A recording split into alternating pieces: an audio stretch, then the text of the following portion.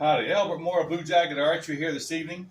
And as promised, we're going to start a series of about 3 or 4 different videos here and do the reviews, our more in-depth reviews on the new Dartons here. And my grandson has been shooting the Maverick XT here for about a week now, so he's going to give you his impressions and feelings about the bow after shooting it for about a week. So I'm going to turn it over to Hunter, and he can do the Maverick. Hey guys, so like you said, I've been shooting this bow for about a week. But before we go over anything about the bow, we're going to go ahead and we're going to shoot them through the chronograph. We got 3 weights of arrows. We got a 355 grain arrow, a 412 grain arrow, and a 500 grain arrow. So we're going to shoot them through the chronograph and see what kind of speed we get. So 355 grain arrow.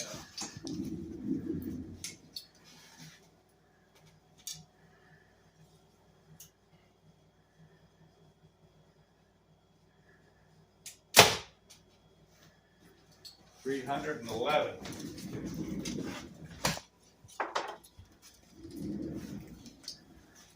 $412 grains. You did tell him 62 pounds. Yeah, this is at 62 pounds, 30-inch draw.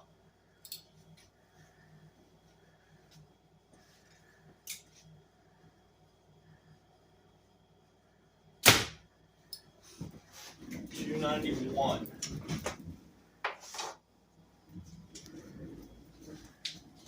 And now the beast, the 500 grain arrow.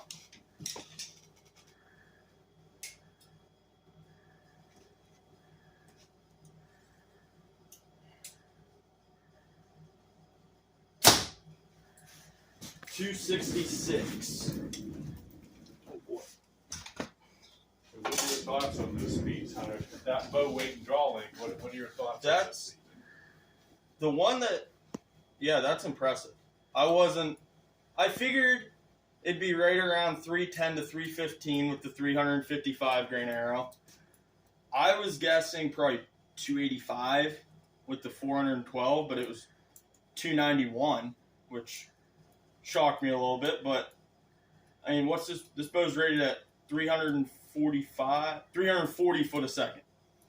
So at 62 pounds, 30-inch draw. That's pretty good at 62 pounds. Yeah. So, first off, now I'm really impressed with the speed with this bow, with this setup and everything. We're gonna go into accuracy. I wasn't sure what to expect when I started shooting this bow. I started shooting it and it pounds. I mean, I'm shooting impressive groups for any of my setups, and I shot all of the top end bows we have in here in the shop, and this bow is right there with it. Super stable. 33 inches axle to axle, which pretty standard for most bows, is right around that range. So it's I like that 33 to 35 area. So this bow is right there. Holds awesome, especially once I started playing around with it and got it balanced out. I would say I've shot pretty much every bow on the market, and this bow holds the best out of any bow in that mid-price range, like that $800 to $900 range. I would say this bow is the front runner in that, as far as stability, just overall, but especially in that stability category. Now, the actual feel, when this bow it holds and everything good. When it goes off, there's just a slight thump, is the best way I know how to explain it. But honestly, after about 10 shots, you don't notice it anymore. And, like we said, it's a $900 bow. So you're not expecting it to be completely dead in the hand. So it's not really anything that would keep you from shooting the bow. I mean, it's just... No, like I said, after about 10, 15 shots, I didn't even notice it anymore and just shot. Bow is super easy to tune. I, no joke, went through checked the wheel timing. It was perfect. Leveled up my rest.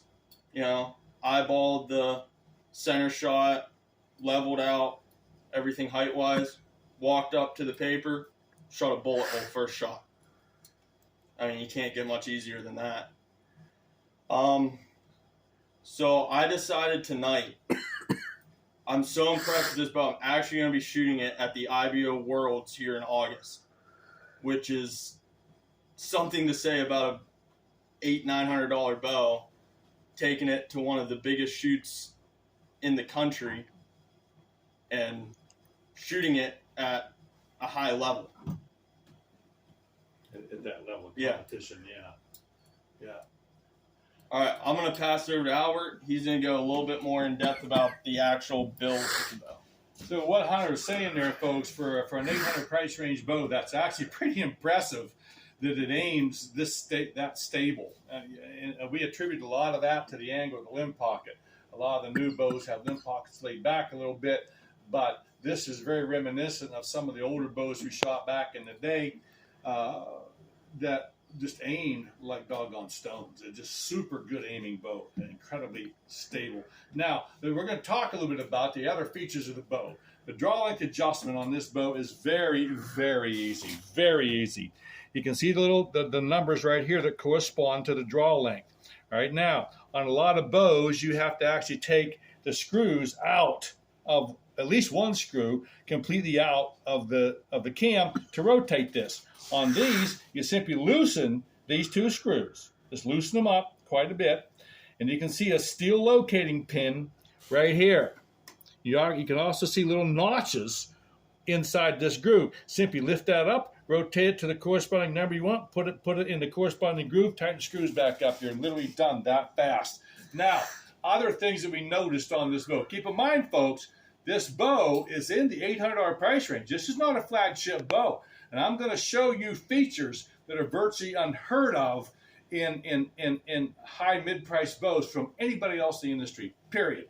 All right. Number one, the cams are machined out of 7075 aluminum. Most people aren't doing that. They're using 6000 series. All right. Second thing that we noticed on an $800 price range bow, 5/8 bearings and 1/4 inch axles. Huge axles, huge bearings. That is a feature that is literally non-existent in most other people's bows in this price range. Non-existent. It's got the 3/4 inch wide limb, the .790 limbs. So that would be about 7/8 wide. Anyhow, one-piece machined aluminum limb pocket, no plastic. Look at it. This is all one piece, the whole way down in here, down and through here. So, which reminds me, later down the road, we will take one of these bows apart in pieces, like we do, like we've been known to do on other bows, and we'll show you exactly how everything's built. Now, so one-piece machined aluminum limb pocket. That is another feature that is almost unheard of in today's market on bows under $1,000. There's one company out there. You ain't getting a sniff of aluminum at all on any of their bows. Period. Clear up into $1,200-1,500. You're getting all plastic. We won't tell you who that is. That's up to you to figure that out. Riser, all machined aluminum, no castings, nothing. All 100% machined aluminum, 100% U.S. made. And for those of you that the interest in this is one feature that was really exciting to us because of our faith and beliefs. But every single bow comes with a scripture verse right on the decal. That's pretty awesome. When you have a company that is so well founded in their Christian faith that they're not afraid to put scripture verses on here, that goes a long way in our book. All right. So now, what else am I missing here? It does come from the factory with 452X strings made by Darton themselves. We have had no stretch and no creep at all on these strings and cables. None. They're very, very stable. Most bows in this price range, you don't get a sniff of a good set of strings and cables either. Usually the strings and cables that come on these bows in this price range, you might as well put a doggone rubber band on the bow because they just stretch and creep all over the stupid place. So that's kind of it for here, the 7000 series aluminum throughout. Everything's machined, all one piece, no plastic. 5/8 bearings, 1/4 inch axles. Super easy to adjust the draw length on it, and super easy to tune, as you heard Hunter. He's literally leveled everything out, eyeballed the center shot. There is a groove down the shelf to line the arrow up with. Did that. His first shot through the paper was a dead nuts perfect bullet hole. Didn't have to shim or fool around or fuss or nothing. It's absolutely just beautiful bows. Anyway, this one's attractively done in the black with the King's Camo limbs, but there is a multitude of other colors available. So that's pretty much it for the Maverick. Follow us here. We're going to post another video here shortly with Hunter shooting his Maverick at 60 yards to show you the kind of groups that he's achieving at this bow at that long of a distance. So until next time, folks, stay tuned. I'm Albert Moore from Blue Jacket Archery. Have a great day. Thank you.